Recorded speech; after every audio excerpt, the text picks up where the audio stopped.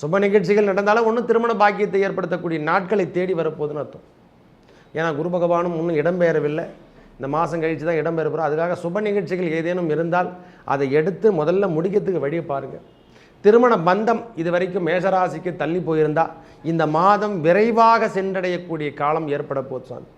காரணம், இந்த பரிவர்த்தனை யோகம் இன்னும் முடியல. குரு பகவானுடைய பரிவர்த்தனை யோகம் என்று சொல்லக்கூடிய குரு பகவான் சுக்கிரன் வீட்டில் ரிஷப வீட்டில் அமர்ந்திருந்து அவருடைய பரிவர்த்தனை யோகம் முடியலை.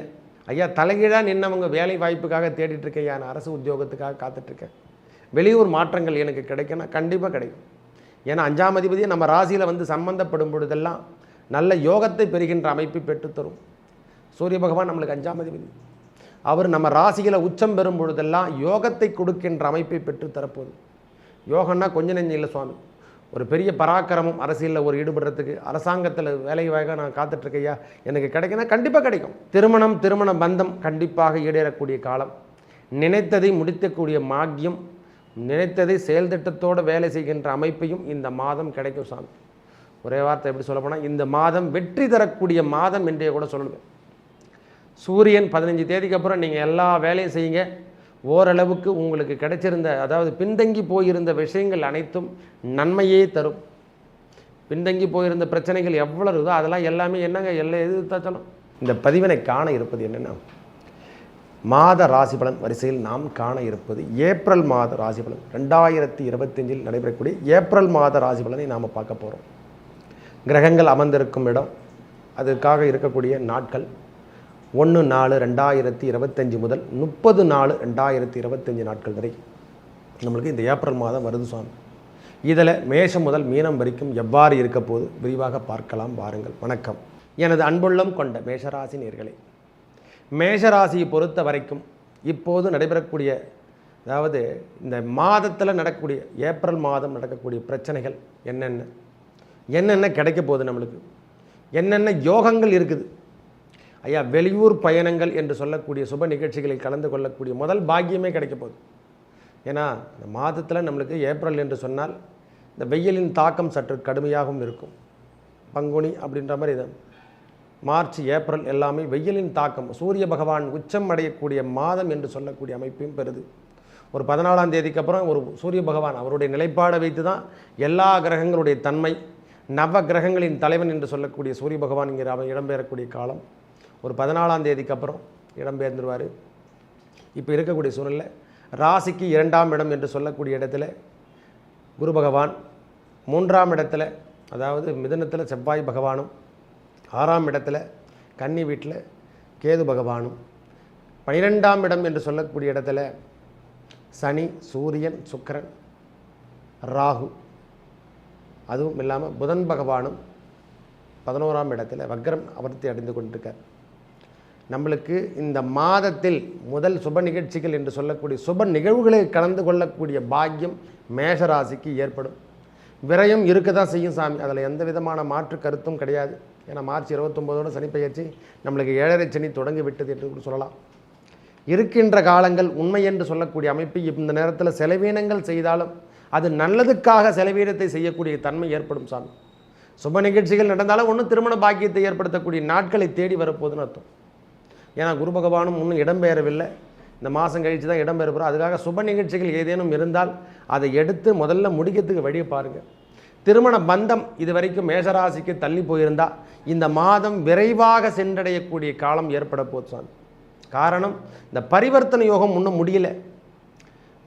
குரு பகவானுடைய பரிவர்த்தனை யோகம் என்று சொல்லக்கூடிய குரு பகவான் சுக்கிரன் வீட்டில் ரிஷப வீட்டில் அமர்ந்திருந்து அவருடைய பரிவர்த்தனை யோகம் முடியலை. அதாவது குரு பகவான் வீட்டில் சுக்கிர பகவான் அமர்ந்து அவர் வக்ர நிவர்த்தி அடைந்து கொண்டிருக்கிறார். இந்த காலத்தில் அந்த பரிவர்த்தனை யோகம் பெற்று வளம் பெற்று வலுப்பெற்று காணப்படும். திருமண பந்தம், திருமண உறவுகள், குழந்தை பேறு சித்திக்கின்ற காலமாகவும் எல்லாமே சுப நிகழ்ச்சிகள் நடந்து கூடக்கூடிய அமைப்பு தான். ஒரு வேலை எடுத்துட்டோம், அதை தொடங்காமல் முடியாமல் போகாது, வேகமாக நடக்கக்கூடிய தன்மை பெறும் சாமி. ஐயா வரவு வேண்டும், நான் லோன் வேணும் எனக்கு எதிர்பார்த்துட்ருக்கிறேன்னா இந்த ஏப்ரல் மாதம் பயன்படுத்தி கொள்ளுங்கள். உங்களுக்கு அரசு சார்ந்த விஷயங்கள் எல்லாம் கைகூடக்கூடிய காலம் வரும். ஒரு 15 நாட்கள் பொறுத்து கொள்ளுங்கள், ஒரு 14 நாள் 15 நாளுக்கு அப்புறம் பொறுத்துங்க. நம்ம ராசிக்கு சூரிய பகவான் இடம்பெயர்ந்து விடுவார். உச்சம் பெறக்கூடிய காலம் மேஷராசிக்கு வருது. சில பேருக்கு உஷ்ணம் சார்ந்த வியாதிகள் வரும். உஷ்ணம் சம்பந்தப்பட்ட, ஏன்னா வெயிலின் தாக்கம் அதிகமாக இருக்கிறதால அதனால் சொல்கிறதுக்கு இல்லை. சூரிய பகவான் ராசியில் வரும் பொழுதெல்லாம் அந்த உஷ்ணம் சார்ந்த வியாதிகள் மேஷ ராசிக்காரங்களுக்கு சின்ன சின்ன தொந்தரவு, சின்ன சின்ன உடல் உபாதைகள் ஏற்படக்கூடிய காலம் ஏற்படும் ஐயா. என்னென்னா டென்ஷன் கொஞ்சம் அதிகரிக்கும். என்னென்னா போல்டாக இருப்பாங்க இந்த நேரத்தில். ஆணித்தனம் என்று சொல்லக்கூடிய அந்த ஆணி போல் பச்சை மரத்தில் பதிகிற மாதிரி ஆணித்தனமான அவங்க சொல்லாக இருக்கும். அப்படின்னா ஒரு பராக்கிரமத்தை பார்க்கலாம் அவங்க உடம்புலையும் சரி, அவங்க மனசுலையும் சரி, அவங்க பேச்சிலையும் சரி. மேஷத்தை பொறுத்த வரைக்கும் ஏப்ரல் மாதம் நினைத்ததை முடிக்கக்கூடிய காலம் என்று கூட சொல்லலாம். ஒரே வார்த்தை சொல்லப்போனால் ஒரு 15 தேதிக்கு அப்புறம் அவங்க எண்ணிக்கொண்டு கொடுக்க எண்ணங்கள் அனைத்தும் ஈடேறும். ஐயா, தலைகீழாக நின்னவங்க வேலை வாய்ப்புக்காக தேடிட்டுருக்கேன், நான் அரசு உத்தியோகத்துக்காக காத்துட்ருக்கேன், வெளியூர் மாற்றங்கள் எனக்கு கிடைக்குன்னா கண்டிப்பாக கிடைக்கும். ஏன்னா 5ஆம் அதிபதியை நம்ம ராசியில் வந்து சம்பந்தப்படும் பொழுதெல்லாம் நல்ல யோகத்தை பெறுகின்ற அமைப்பை பெற்றுத்தரும். சூரிய பகவான் நம்மளுக்கு 5ஆம் அதிபதி, அவர் நம்ம ராசியில் உச்சம் பெறும் பொழுதெல்லாம் யோகத்தை கொடுக்கின்ற அமைப்பை பெற்று தரப்போகுது. யோகன்னா கொஞ்சம் நெஞ்சம் இல்லை சுவாமி, ஒரு பெரிய பராக்கிரமம். அரசியலில் ஒரு ஈடுபடுறதுக்கு, அரசாங்கத்தில் வேலை வாய்க்காக நான் காத்துட்ருக்கையா, எனக்கு கிடைக்குன்னா கண்டிப்பாக கிடைக்கும். அதில் எந்த விதமான மாற்று கருத்தும் இல்லை. வேலை வாய்ப்புகள் தேடி வரக்கூடிய காலமாகும். வேலையில் இருந்து வந்த ப்ரொமோஷனுக்காக காத்துட்ருக்குன்னா கண்டிப்பாக வெளியூர் ப்ரொமோஷனோட நம்மளுக்கு வெளியூர் டிரான்ஸ்ஃபரோடு கிடைச்சி ப்ரொமோஷன் கிடைக்கிறதுக்கான வாய்ப்புகளும் தேடி வரும். சின்ன சின்ன மன உளைச்சல்கள் இருக்க தான் செய்யும் சாமி. சூரியன் நம்ம ராசியெல்லாம் வரும்பொழுதெல்லாம் கொஞ்சம் ஸ்ட்ரெஸ்ஸும் இருக்கும், ஒரு அழுத்தத்தையும் கொடுக்கும். அந்த நேரத்தில் பிள்ளைகள் சார்ந்த விஷயங்கள்லாம் நல்ல கைகூடக்கூடிய தன்மை ஏற்படும் சாமி. அவங்களுக்கான கல்வி சார்ந்த விஷயங்கள், அவங்க முன்னேற்ற பாதைக்கு நாம் எதனா வழி நடத்துகிறோன்னா, இல்லை செலவீனங்கள் பண்ணலாம், அவங்க கல்வி சார்ந்த விஷயத்துக்கு செலவீனங்கள் பண்ணணும்னு நினைக்கிறவங்களுக்கெல்லாம் இது ஒரு நல்ல முன்னேற்ற பாதை என்று கூட சொல்லலாம். முழுமதி என்று சொல்லக்கூடிய பௌர்ணமி போல் அவங்க இருப்பாங்க. அவங்க மேல் பிரகாசமாக ஒரு செல்ஃப், அந்த ஒரு அதாவது தன்னம்பிக்கை என்று சொல்கிறோமில்ல, அந்த தன்னம்பிக்கை அதிகரிக்கக்கூடிய மாதம் என்று சொன்னால் அது ஏப்ரல் மாதம். இது வரைக்கும் இருந்து வந்த விரயத்தில் இருக்கக்கூடிய கிரகங்களில் ஒரு 5 கிரகங்கள் ஒன்று சேர்ந்து இருக்கத்தால் ஒருவர் மட்டும் விடைபெற்று சூரிய பகவான் இடம்பெற்று நம்ம ராசிக்கு வருவதால் ஓரளவுக்கு உடம்புல இருந்த ஸ்ட்ரெஸ்ஸான விஷயங்கள் எல்லாம் மாறும். ரொம்ப மன அழுத்தத்தில் இருக்கிறவங்களாம் இப்போ கொஞ்சம் வெளிவரத்துக்கான அமைப்புகள் ஏற்படும். இந்த மாதமே ஓரளவுக்கு அவங்க வெளிவரத்துக்கான எண்ணங்கள் வேணும். முதல்ல எண்ணங்கள்லாம் வரணும். எண்ணமே செயல் என்று சொல்கிறான். முதல்ல எண்ணம் உருவாக்கணுமா. இறைவன் நம்மளுக்கு எண்ணத்தை கொடுத்துட்டு அந்த செயலை உருவாக்க செய்வார். அந்த செயல்களை இப்பொழுது திட்டமிட்டு செயல்படுத்த போகிறீங்க. இது வரைக்கும் திட்டமிடாமல் நம்ம செயல்படுத்தோம். எது நடக்குதுன்னு தெரியல, என்னவோ நடந்துட்டுருக்கு, நம்மளை தாண்டி ஏதோ ஒரு வேலை நடந்துட்டுருக்கு. அது மட்டுமே நம்மளுக்கு யூகிக்க கூடவும் முடியல. இன்னும் அது மாட்டு வேலை நடந்துட்டுருக்கு, என்னென்னவோ நடக்குது, நம்மளால் அதை கண்ட்ரோல் பண்ண முடியல அப்படின்னு சொல்கிற மாதிரி நம்மளுக்கு யோகங்கள் ஏற்படும். செலவு வரவு சார்ந்த விஷயங்கள், செலவீனங்கள் அதிகரித்தாலும் வரவும் வரக்கூடிய பாக்கியம் பெற போகிறீங்க. வரவு சார்ந்த விஷயமும் தடையில்லாமல் வந்து கொண்டு இருக்கும். ஒரே வார்த்தை சொல்லப்போனால் தடையில்லாத அமைப்பு என்று கூட சொல்லலாம். ஒரே வார்த்தை சொல்லப்போனால் இது வரைக்கும் இருந்து வந்த தடையான விஷயங்கள் எதனா இருந்திருந்தால் அவையெல்லாம் விடைபெற்று வெளியே செல்லும். உடலில் இருந்து வந்த நோய் விலக போதையா. முதல்ல நோய் நொடிகள் விலகிறதுக்கான மாதம் என்று சொன்னால் இந்த 15 தேதிக்கு அப்புறம் நோய் நொடிகள், ஏப்ரல் மாதத்துக்கு அப்புறம் ஒரு 5 தேதிக்கு அப்புறம் நோய் நொடிகள் விலகும். வெளியூர் பயணங்கள் அதிகரிக்கும். தலைமை பொறுப்பாளர் பதவி வந்து சேரப்போகுது நம்மளுக்கு. ஐயா, வீட்டிலையாவது இருக்கட்டும், இல்லை ஒரு ஆலயத்தில் இருக்கட்டும், இல்லை ஒரு ஆஃபீஸ் அலுவலகத்தில் இருக்கட்டும், ஒரு அரசாங்கத்தை நடத்தக்கூறவங்க மேஷராசியாக இருந்தால் இந்த அரசு பொறுப்புகளை ஏற்று தலைமை பொறுப்பு ஏற்று நடத்தக்கூடிய பாக்கியம் கண்டிப்பாக பெறும்.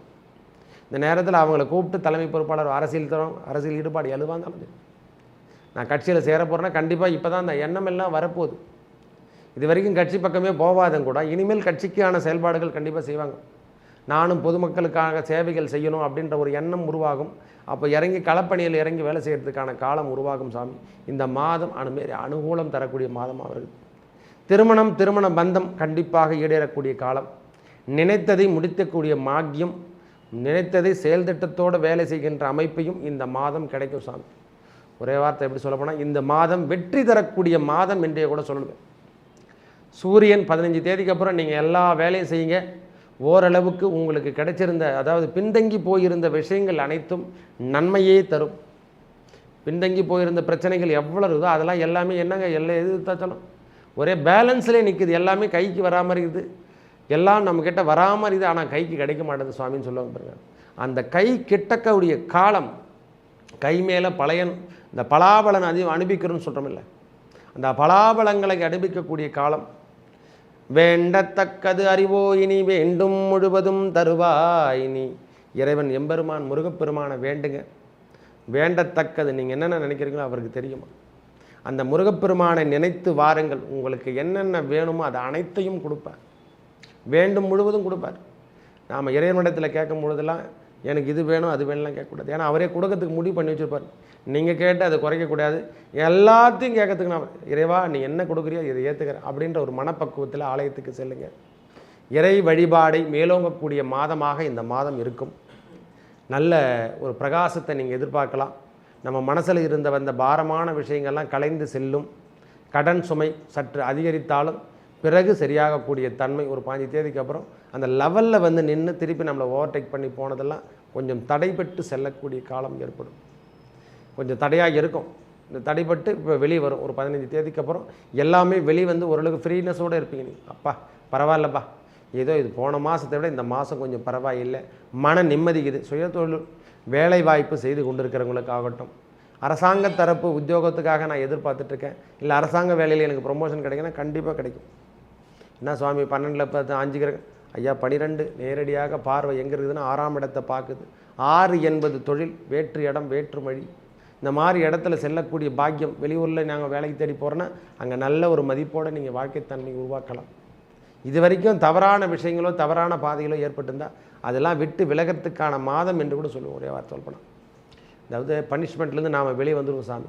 வேலை வாய்ப்புகளுக்காக இழந்துட்டு இருக்கிறவங்க, நான் ஐயா வேலை வாய்ப்புலாம் இழந்துட்டு இருக்கிறேன் ஐயா, என்னால் முடியவில்லை சுவாமி, எந்தனா ஒரு ஜாப்புக்கு நான் போயணும்னு நினைக்கிறேன், சரியான முறையில் கிடைக்க மாட்டேங்குது. அந்த டிஸ்டர்பன்ஸ் விஷயங்கள் எல்லாமே இனிமேல் மாறக்கூடிய தன்மை தான்.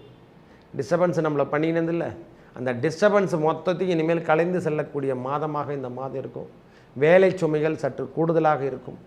உடன் பிறந்தவரோ கூட இருந்தவங்களுக்கு எல்லாருக்கும் தொந்தரவாக நாம் இருக்கிறோம் அப்படின்ற ஒரு எண்ணங்கள் முதல்ல மனசில் இருந்துருக்கும். ஒரு மாதமாகவே என்னவோ நாம் தவறு எதனா பண்ணிகிட்ருக்குமா, ஏன் நம்மளால் அதை கண்ட்ரோல் பண்ண முடியலன்னா, இந்த 7.5 சனி காலத்தில் தொடங்கும் பொழுதெல்லாம் சற்று படபடப்பு இருக்கும். எதை பற்றி நம்ம பேசுகிறோன்னே தெரியாது. வேகத்தை கொடுக்கும். இந்த வேகத்தெல்லாம் இந்த நேரத்தில் கண்ட்ரோல் பண்ண கற்றுக்கணும். பொறுமை நிதானம் பிரதானம் என்று சொல்கிற மாதிரி பொறுமையோடு செயல்படுங்க. இந்த மாதம் செல்வங்கள் சேரக்கூடிய மாதமாக வருது. முதல்ல தைரியம் அதிகரிக்கும், தன்னம்பிக்கை அதிகரிக்கும். ஐயா செல்வங்கள் ஒரு 15 தேதிக்கு அப்புறம் சேரக்கூடிய பாக்கியம் பெறும். எந்த வேலை எடுத்தாலும் வெற்றி பெறுகின்ற மாதமாக இந்த மாதம் இருக்கும். ஐயா ஒருத்தர் வேலை எடுக்கிறோம், வேலை சார்ந்த விஷயங்களை எடுத்து அதை வெற்றி பெறனா கண்டிப்பாக வெற்றி பெறும். வெற்றி அமைப்பு தேடி வரக்கூடிய அமைப்பு, தேடி வரக்கூடிய காலத்தை ஏற்படுத்தி தரும். நல்ல செயலாக்கம், நல்ல செயல் திட்டங்களை உருவாக்கும். இந்த பிரச்சனையான இருந்து வந்த தடையாக நின்ற அரசாங்க தரப்பில் நம்மளுக்கு நிறைய தேங்கிறதுக்கு ஐயா அரசு வேலையில் எதுவுமே நடக்க மாட்டேங்குது. இந்த மாதம் எல்லாமே தடையில்லாமல் நடைபெற்று நிமிர்ந்த நடையோடு செல்லக்கூடிய பாக்கியம் ஏற்படும் இந்த மாதம். ஐயா கல்வியில் சார்ந்த விஷயங்கள் எல்லாமே நல்லா இருக்குது. உணவு சார்ந்த விஷயங்கள் அடுத்தவருக்காக நான் உதவி செய்ய போகிறேன். ஏன்னா ராசிநாதனும் வக்கர நிவர்த்தி அடைவதால் ஒரு பிரச்சனையும் கிடையாது. உங்கள் வாழ்க்கை தரம் உயர்ந்து செல்லக்கூடிய மாதமாக இந்த மாதம் இருக்கும் சார். இந்த கேது பகவான் ராகு பகவான் பயிற்சியெல்லாம் ஒன்று இருக்குது, அடுத்த மாதம் வரும். அதனால் இது வரைக்கும் இருந்து வந்த பிரச்சனையான விஷயங்கள் இப்போவே அது ஆக்டிவேட்லாம் எல்லாமே தெரிஞ்சிடும்.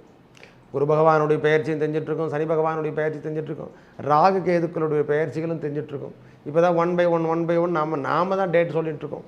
இந்த டேட்டில் பயிற்சி ஆகுது, இந்த டேட்டில் கிரகங்கள் அவங்க பாட்னு இடம்பெயர்ந்து கொண்டு தான் இருக்கிறாங்க. நம்ம பேசினே இருக்கிற நேரத்தில் கூட இடம்பெயர்ந்து செல்லக்கூடிய அமைப்பை பெற்றுது. நாம் எப்படி 3 வேளை உணவு உண்ணுகிறோம், காலை மாலை இரவு என்று சொல்லக்கூடிய, அதே பசி எடுக்குது. அந்த மாதிரி உணவு சார்ந்த விஷயங்கள் இனிமேல் முன்னேற்ற பாதையை எடுக்கும். தொந்தரவான விஷயம் உடம்புல எதனா ஸ்ட்ரெஸ்ஸு, இந்த அரிப்பு சம்பந்தப்பட்ட பிரச்சனை இருக்கிறவங்களுக்கெல்லாம் இந்த மாதம் விடைபெற்று வெளியே செல்லும். அரிப்பு சம்பந்தப்பட்ட பிரச்சனை, கைகால் தடிப்பாக இருக்கும், மனநிலைமை என்று சொல்லக்கூடிய அமைப்பிலேருந்து விடுபட்டு வெளியவங்க, கோபம் அதிகமாக வர்றவங்கெல்லாம் இந்த மாதம் வெளியேறக்கூடிய தன்மை, அதிலேருந்து வெளியேறணும். நிம்மதி என்று சொல்லக்கூடிய அமைப்பு இந்த மாதம் மேஷ மாதம் நடக்கும். மேஷராசிக்கு இது நல்ல வெற்றி தரக்கூடிய மாதமாக இந்த மாதம் இருக்கப்பெறும். மேலும் நல்லதெல்லாம் நடக்க இறைவன் முருகப்பெருமானை வணங்கி வாருங்கள். திருத்தணிகை அல்லது சுவாமிமலை சென்று வர உங்கள் வாழ்வில் ஏற்பட்ட துன்பங்கள் விலகும்.